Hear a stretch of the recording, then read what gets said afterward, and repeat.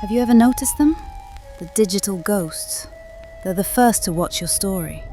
They're the name in your scene list.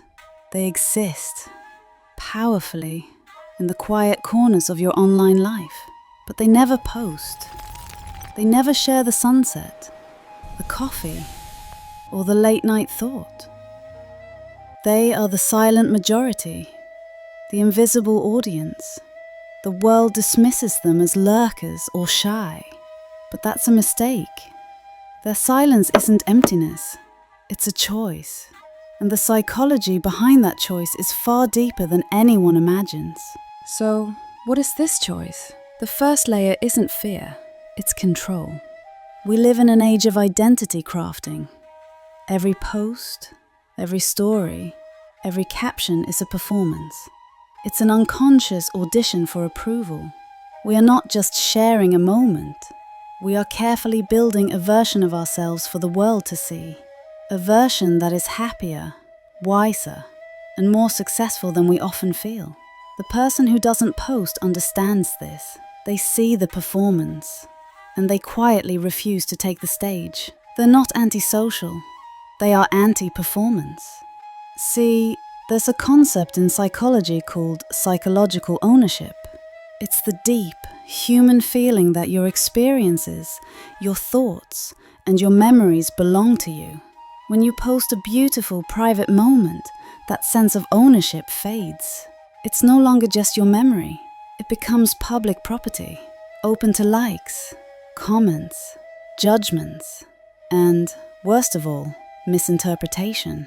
It's been converted from an experience into content. The silent observer protects this ownership. They choose to live their life rather than document it. They keep their moments sacred, untouched by the algorithm. They understand a quiet truth. Not everything needs to be shared to be real. In fact, some things are more real because they are not shared. But there's a second, deeper reason for this silence. A reason born from pain. You see, many of the people who are silent today were once the ones who shared the most. They too posted the achievements, the travel, the laughter, but they learned a hard lesson. They learned that social media is not a window, it's a mirror room of comparison. They were unconsciously comparing their real, unfiltered, behind-the-scenes life with everyone else's perfected, curated highlight reel. And this comparison creates a low, constant hum of anxiety, a quiet, persistent question. Is my life good enough? Eventually, the performance becomes too heavy. The emotional fatigue sets in. So they stopped. Their silence is not anger. It is not bitterness. It is self-preservation. It is a quiet, deliberate withdrawal from a game they realized they couldn't win and no longer wanted to play. They are not hiding from the world.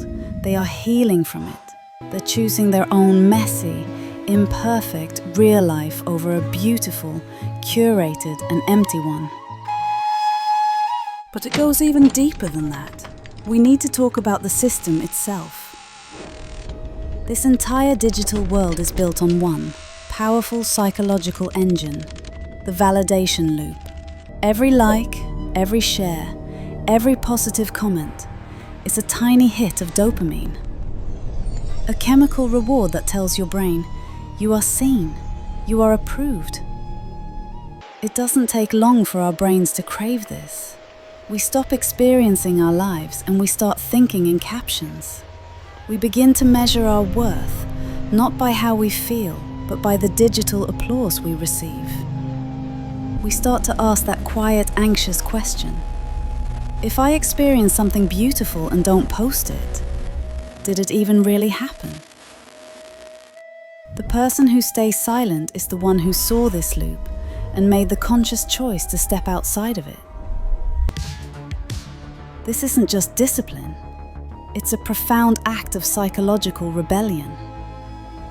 They are retraining their brain to find value internally. Psychologists call this a strong internal locus of control. It's the unshakable belief that your happiness and your worth come from you. not from the changing opinions of a crowd. They don't need the echo of 1,000 likes to know they exist. Their validation comes from their own life, their own principles, their own quiet truth. And in a world screaming for attention, this is the rarest form of confidence. Now, is this true for everyone? Of course not. For some, the silence is driven by fear. The fear of judgment, the fear of being misunderstood, the fear of posting something and being met with total silence. Psychologists call this self-presentational pressure, the constant, exhausting awareness that you are being watched and judged. For many, the cost of visibility just feels too high. But for most silent observers, it is not fear, it is wisdom.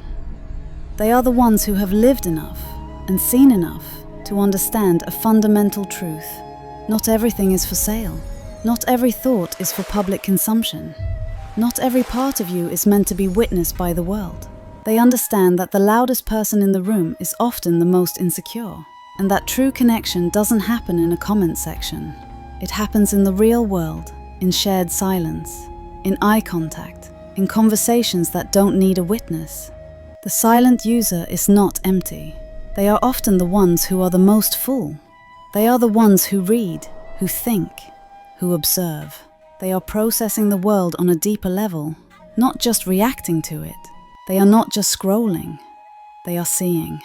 They have discovered something that the rest of the world is desperate to find: peace. They have found comfort in the unshared moment. They have built a life that doesn't need an audience to feel real. And in that, they have found a quiet, profound, and unshakable freedom. So the next time you scroll, and you see that person who is always seen, but never heard, don't assume they are lost, lonely, or afraid. They are not invisible. They are not insignificant. They are the guardians of a quiet, forgotten truth.